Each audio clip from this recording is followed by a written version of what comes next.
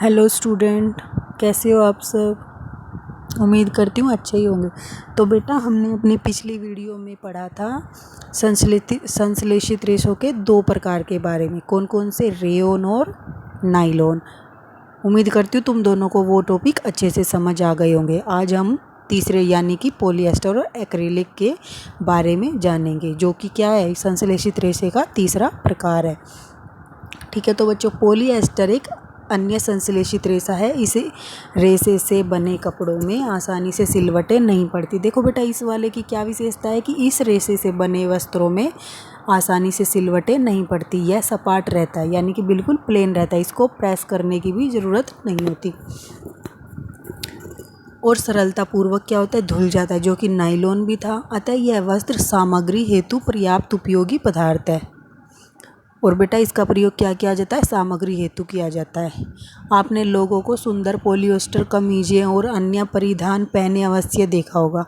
अब कुछ क्या करते बेटा, आज तुमने देखा भी होगा, पॉलीएस्टर की कमीजें और वस्त्र वगैरह पहनते हैं और वो देखने में बहुत सुंदर लगते हैं। हालांकि वो सूती वस्त्र जितने कंफर्टेबल नहीं होते, वो उनको गर्मियों में नहीं पहना जा सकता। ये उसका एक हानि कह सकते हैं, या उसका एक पॉइंट कह सकते हैं जो एक अच्छा नहीं है।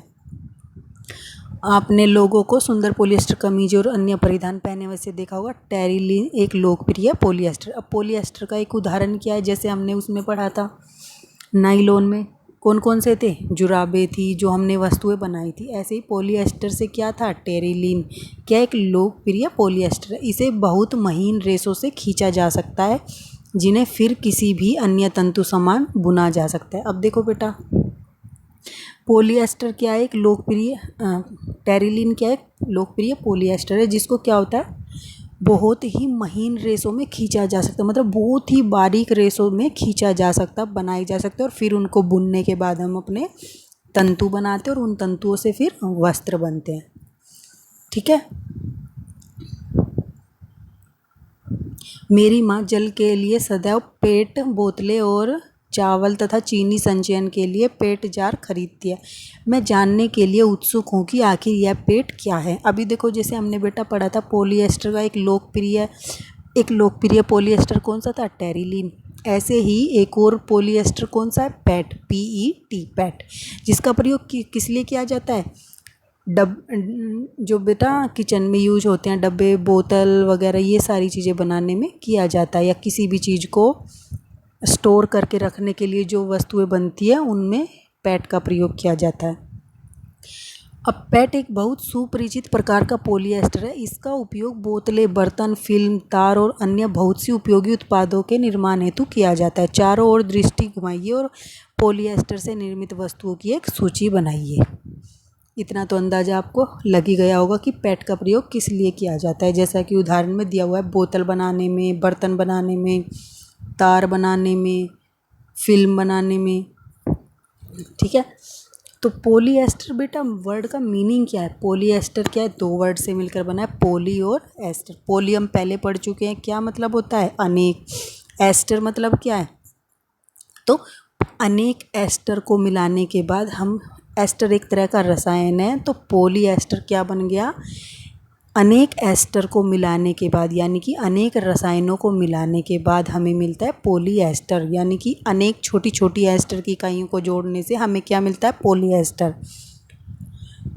एस्टर वे रसायन है जो फलों को उनकी गंध प्रदान करते हैं। अब देखो, एस्टर क्या चीज़ है, ये नया वर्ड सुना तुमने। तो एस्टर क्या है, वो रसायन है जो क्या है, फलों को उनकी क्या करता है, गंध प्रदान करता है। यानी कि उनकी जो स्मेल होती है, खुशबू होती है, जैसी भी अच्छी है वो या बुरी है, जो भी तुम्हें पसंद आए ना आए, वो सभी किसके द्वारा, फलों को जो मिलती है वो किसके द्वारा मिलती है, एस्टर के कारण मिलती है। निर्मित कपड़े पॉलीकोट, पॉलीवूल, टेरिकोट आदि नामों से बेचे जाते हैं। अब देखो, पॉलीएस्टर के द्वारा जो कपड़े निर्मित होते हैं वो किस किस नाम से बेचे जाते हैं, या उनके क्या क्या नाम होते हैं, पॉलीकोट, पॉलीवूल और टेरिकोट। ये नाम किस बेस पर रखे गए बेटा, ये नाम ऐसे रखे गए कि पॉलीएस्टर को जिस भी दूसरे रेशे के साथ मिलाया गया, तो उसी बेस पर उसका नाम रख दिया। जैसे पॉलीकोट है, पॉलीकोट को किसके साथ मिलाया गया? पॉलिएस्टर और कपास। तो पॉलिएस्टर और कपास को मिलने से क्या बना? पॉलीकोट। और पॉलीवूल कैसे बना? पॉलिएस्टर और ऊन को मिलाने से क्या बना? पॉलीवूल। ठीक है। तो और टेरिकोट कैसे बना? टेरिलीन को मिलाने से और कपास को मिलाने से क्या बना? टेरिलीन। तो ये नाम से तुम पहचान सकते हो कि कौन सा रेशा किस किस को मिलाने से बना है। हम सर्दियों में स्वेटर पहनते हैं और शॉल अथवा कंबलों का उपयोग करते हैं। इनमें से बहुत से वास्तव में प्राकृतिक ऊन से निर्मित नहीं होते। हमें लगता है कि जो भी हम सर्दियों में कपड़े पहनते हैं वो ऊनी होते हैं, गर्म होते हैं, तो वो हर ऊनी वस्त्र बेटा ऊन से नहीं बना होता, यानी कि प्राकृतिक ऊन से निर्मित नहीं होता। उनके लिए ऊन जैसे दिखने वाले कृत्रिम रेशों का प्रयोग किया जाता है। और ये कृत्रिम रेशा क्या होता है? एक्रिलिक। क्या बोलते हैं इसको? एक्रिलिक।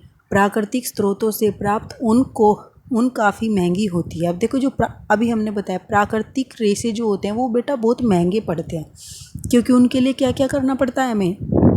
वो जिस भी जंतु से मिलते हैं या जिस भी पौधों से मिलते हैं, हमें उनको क्या करना पड़ता है? उनकी देखभाल करनी पड़ती है, उनको उगाना पड़ता है, या फिर जंतु है तो उनका पालन करना पड़ता है। उनको पालने के लिए हमें उनके खाने पीने का इंतज़ाम करना पड़ता है, मतलब उनके लिए हर चीज़ों का हमें इंतज़ाम करना पड़ता है। और उसके लिए क्या आती है? लागत आती है। तो जिसकी वजह से वो क्या हो जाते हैं? महंगे होते हैं, तो जिनको हर कोई अफोर्ड नहीं कर सकता। तो इसलिए मानव निर्मित रेशे बनाए गए जो बिल्कुल उनके जैसे होते हैं और गुणों में भी काफ़ी हद तक उनके जैसे ही होते हैं।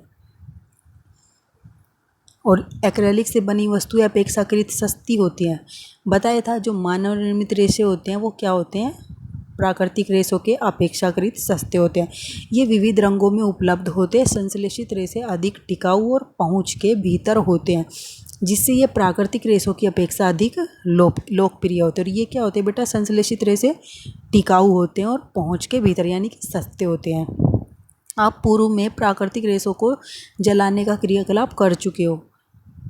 क्रियाकलाप 3.6 कक्षा 7। यदि आप संश्लेषित रेशों को जलाने का प्रयास करें तो आप पाएंगे कि इनका व्यवहार प्राकृतिक रेशों से भिन्न है। अब देखो बेटा, तुम अपना 7th क्लास में एक क्रियाकलाप कर चुके हो जिसमें तुमने क्या देखा? प्राकृतिक रेशों को जलाकर देखा। और जलाने के बाद तुम्हें क्या मिला? प्राकृतिक रेशों को जलाने के बाद तुम्हें राख मिलती है। लेकिन बेटा अगर तुम संश्लेषित रेशों को गर्म करते हो या फिर जलाते हो तो वो क्या होते हैं? वो जलने के बाद राख नहीं देते, बल्कि वो क्या होते हैं? गर्म होने के बाद पिघलना स्टार्ट कर देते हैं।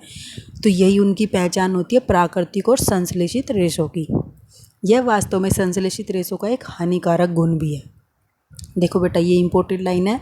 संश्लेषित रेशों का हानिकारक गुण बताना है तो क्या बता सकते हो? कि वो जलने के बाद क्या होते हैं? पिघलने लगते हैं, और जिससे वो क्या कर सकते हैं? हमें हानि पहुंचा सकते हैं अगर हम इन वस्त्रों को पहनकर अपनी किचन वगैरह में या किसी भी अग्नि के आसपास जाएंगे तो यह बहुत आपदाजनक हो सकता है। कपड़ा पिघल जाता है और पहनने वाले व्यक्ति के शरीर पर चिपक जाता है। अतः हमें प्रयोगशाला अथवा रसोई घर के कार्य में करते समय संश्लेषित वस्त्र नहीं पहनने चाहिए।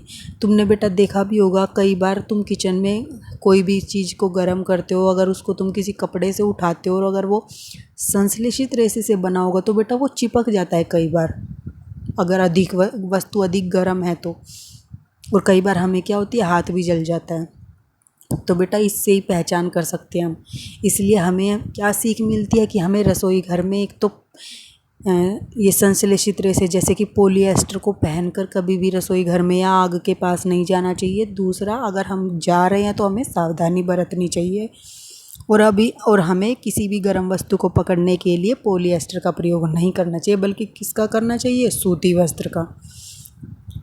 सभी संश्लेषित रेशे पेट्रोलियम मूल के कच्चे माल जो पेट्रो रसायन कहलाते हैं से विविध प्रक्रमों द्वारा तैयार किए जाते हैं। अभी हमने बेटा पॉलिएस्टर और एक्रेलिक के बारे में पढ़ लिया, लेकिन बेटा ये बनते कैसे हमने इसके बारे में नहीं पढ़ा था।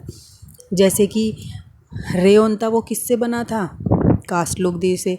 नाइलॉन किससे बना था? नाइलॉन किससे बना था बेटा?